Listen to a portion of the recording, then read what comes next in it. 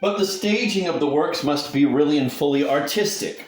The business must not be entrusted to anyone but the first and best of the actor-artists that may be found in the troupe. And there must be no hindrance by any official. Let the actor-artist alone be in charge of it all.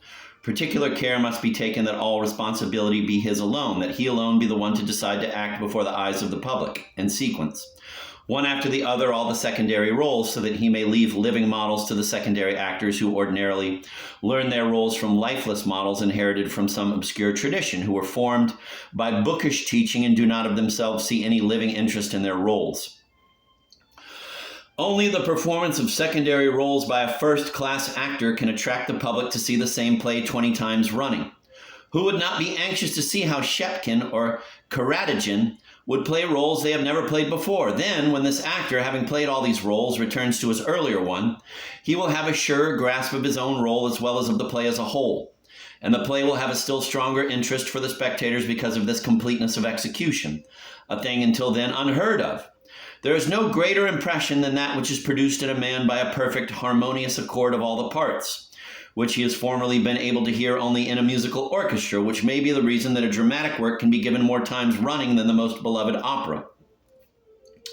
Say what you will, still the sounds of the soul and heart expressed in words are much more varied than musical sounds.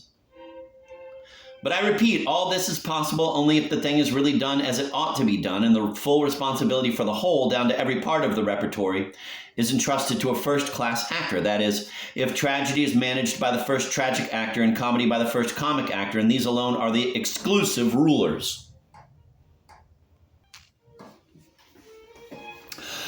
I say exclusive because I know how many among us are willing to sneak in on every business surreptitiously.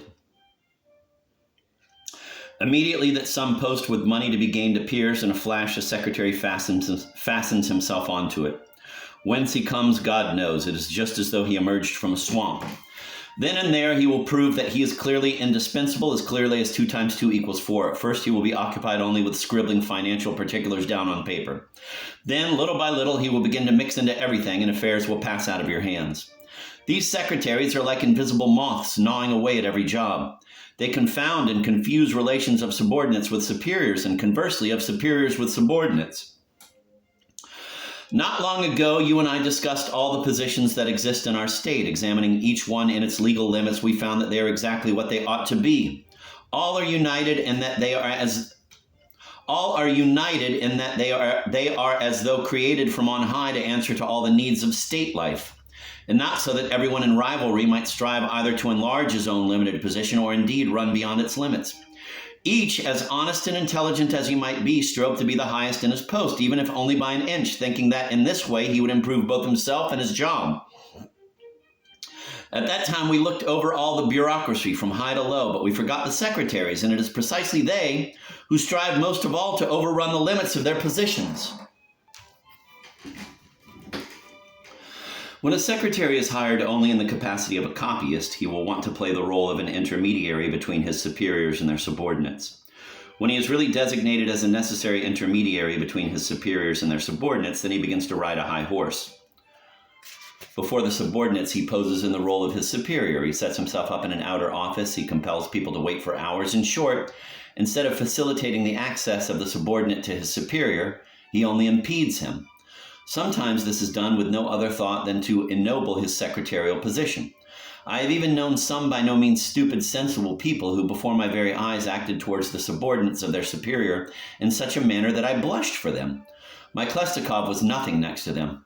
All that, of course, would still be nothing if too many regrettable consequences did not result from it.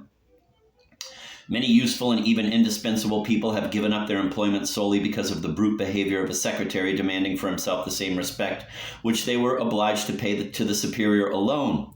One who avenged himself for their recalcitrance by slandering them with suggestions that their opinions were stupid. In short, by all those abominations of which only a dishonorable man is capable. Of course, in the management of a craft, of an art, and of similar things, either a committee or an immediate superior rules, and there is no place for a secretary intermediary.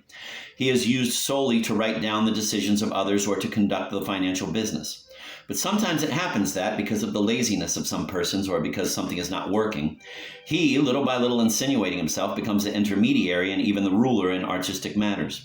And then the devil knows what will ensue. A pastry cook will be set to shoemaking, and the shoemaker will play the pastry cook. Instructions for the artist in no way written by an artist will ensue. Orders will appear, and it will be impossible to understand why anything has been ordered. Often one will be astonished that a person still capable of being intelligent could put out such a foolish document without inwardly feeling guilty about it. The document issued from a corner which no one could suspect. As the proverb says, quote, "A little scribbler, a lapdog, wrote it," end of quote. In business, it is necessary, whatever the craft may be, that the entire production should rest on the chief craftsman in that craft, by no means on someone who is a hanger-on who should be used only for financial calculations or correspondence. Only the chief craftsman can teach his art, being fully aware of its necessities, and no one else. Only a first-class actor-artist can make a good choice of plays and select them properly. Only he knows the secret of how to carry out rehearsals. Only he understands how important are frequent readings and well-prepared rehearsals of the plays. He will not even allow an actor to learn his role at home, but will make sure that they all study together and that each one have his role by heart for the rehearsals, so that they all, thus surrounded by the atmosphere of the situation because of this contact, will involuntarily hear the true tone of their roles.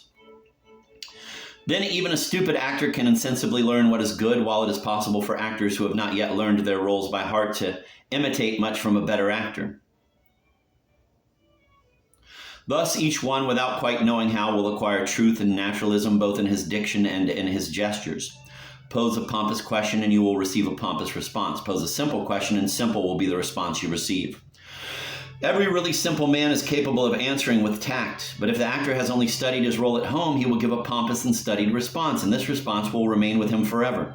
There will be no way for him to break out of it. Then he will not borrow one word from a better actor. He will become remote from all surrounding circumstances and characters, so that he will become remote and a stranger to the whole play, and like a dead man, he will move among dead men.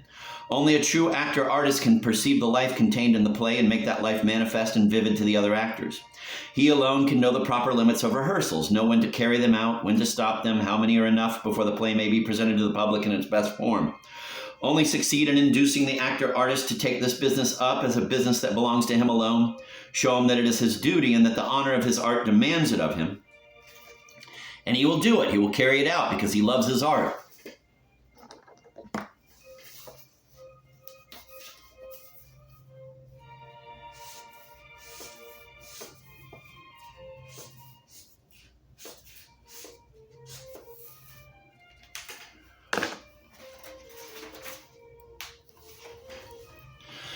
He will go even further, taking care that the least of his actors plays well, seeing just as much to the strict fulfillment of the whole as to his own role. He will not allow on stage any trite and insignificant play, such as some bureaucrat would allow, worrying as he does only about augmenting the cash box collection, because the actor-artist allows nothing which offends his inner aesthetic sensibilities. Indeed, it would be impossible for him, even if he should think of bringing some pressuring action or relatively pressing annoyances to bear, as subordinates do. His own reputation does not allow him. Any sort of subordinate secretary will boldly trot out his dirty tricks in the conviction that whatever those dirty tricks may be, no one will know about them because he himself is an unknown pawn.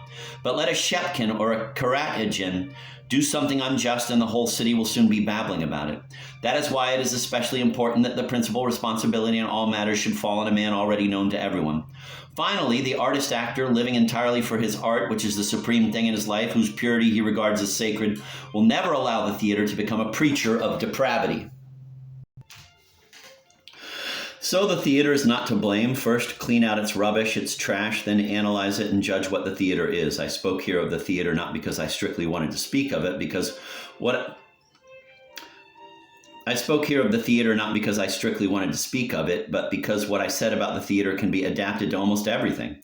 There are many subjects which suffer because their sense has been distorted, just as there are many people in the world who act in a fit of temper, as our proverb says, quote, "When you are angry with the lice, you throw your fur coat into the stove," end of quote, which is as much as to say that much which still has a useful purpose is destroyed.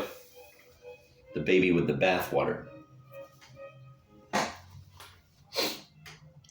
One-sided people who are also fanatics are the ulcer of society. Unhappy the land and the state where any authority is found in the hands of such people. They have neither Christian humility nor self-doubt. They are convinced that the whole world lies and they alone speak the truth. My friend, look at yourself more humbly. It is precisely now that you find yourself in this dangerous situation. It is a good thing that for the present you have no position and that you are not in control of anything. Otherwise you, whom I know as one capable of dispatching the most difficult and most complicated functions, would be capable of causing more harm than the most incapable of the incapable. Be very careful in all your judgments. Do not be like those hypocrites who would like to wipe out everything in the world at once, seeing only the diabolic in everything. Their lot is to fall into the same crude errors. Something analogous happened not long ago in literature. Some began to say in print that Pushkin was a deist, not a Christian, just as though they had been on a visit to Pushkin's soul, just as though it was incumbent upon Pushkin in his verse to speak of the prime Christian dogmas, which a holy man of the church itself presumes to do only with great fear and after having prepared himself for it by the profound holiness of his life. According to them, everything supreme in Christianity ought to be invested with rhyme and made into a kind of poetic plaything. Pushkin acted very wisely in not daring to transfer into poetry what his soul had not been thoroughly imbued with. He preferred rather to remain an imperceptible means of approach to the Most High for all those who are too distant from Christ than to alienate themselves. He preferred rather to remain an imperceptible means of approach to the Most High for all those who are too distant from Christ than to alienate them from Christianity by such soulless poems as are written today by those who pose as Christians. Indeed, I cannot understand how a critic in print, in the sight of everyone, could seriously raise such an accusation against Pushkin, that his works serve for the corruption of the world when the censorship is directed in case the meaning of some work should not be completely clear, to interpret it frankly in the author's favor, not distorted and harmful to him.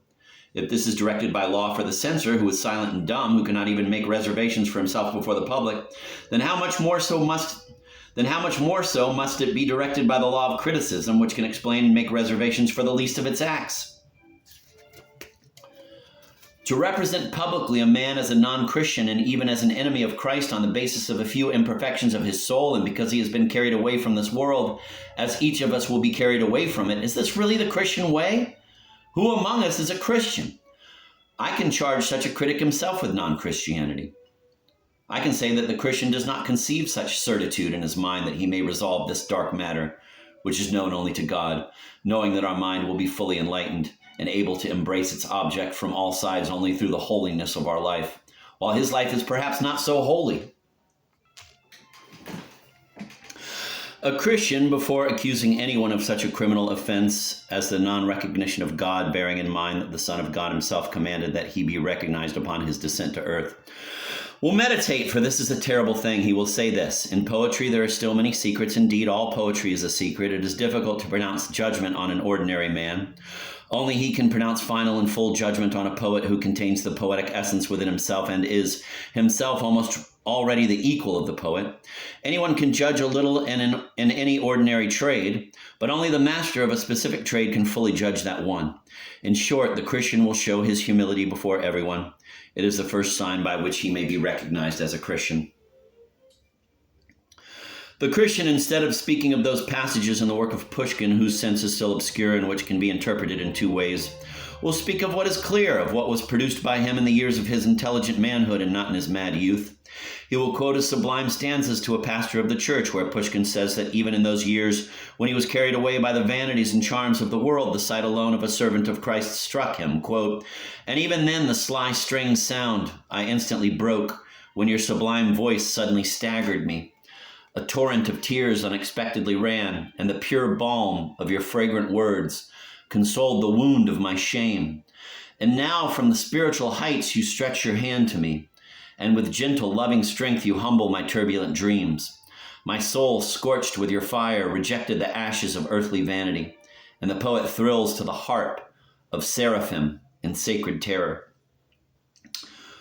End of quote. Footnote: Gogol is quoting Pushkin's poem When Out of Sport or Idle Boredom, written in 1830.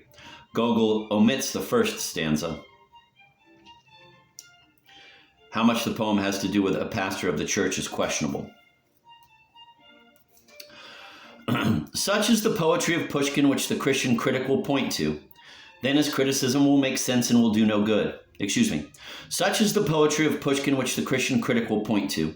Then his criticism will make sense and will do good.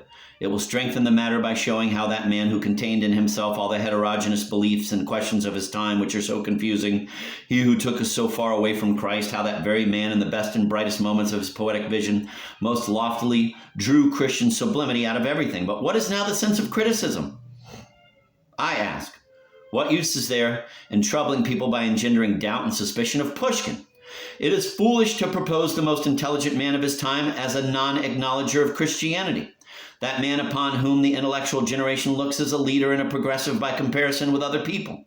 It is a good thing that the critic was untalented and could not start a similar lie going, and that Pushkin himself left a refutation of him in his verses. But had it been otherwise, what other than unbelief in the place of belief would he have propagated? That is what may happen if you are one-sided. My friend, God keep you from one-sidedness. With it, a man causes harm everywhere. In literature, in the service, in the family, in the world, every place. The one-sided man is self-confident. The one-sided man is insolent. The one-sided man raises everybody against himself. The one-sided man cannot anywhere find the golden mean. The one-sided man cannot be a true Christian. He can be only a fanatic. One-sidedness in thoughts shows only that a man is still on the road to Christianity but has not attained it, because Christianity confers a many-sided mind. In short, God keep you from one-sidedness. Judiciously examine everything and remember that in each case there can be two absolutely opposed sides, of which one has so far not been exposed to you. There is theater of diverse kinds, just as the enthusiasm of the public is of two sorts. One is the enthusiasm generated when some ballet dancer raises her leg a little higher, and another is the enthusiasm generated when a powerful character raises by a stupendous speech the lofty feelings in a man a little higher. One thing is tears because a passing singer caresses a man's ear, tears which, I hear, are now shed in Petersburg even by anti-musicians. Another thing again is tears when the spectator is thoroughly renewed by a living representation of the noblest deed of man, and, upon leaving the theater, with new strength sets about his duty, seeing its execution as an heroic deed. My friend, we are summoned into this world, not in order to annihilate and destroy, but, like unto God himself, to direct everything towards the good, even what man has already corrupted and turned to evil. There is no instrument in the world that should not be destined to the service of God. Even the trumpets, the timpani, the lyres and cymbals with which the pagans celebrated their idols by the victories King David gained over them were turned to praising the true God. And still more did all Israel rejoice at hearing his praise upon those very instruments on which it had never before resounded.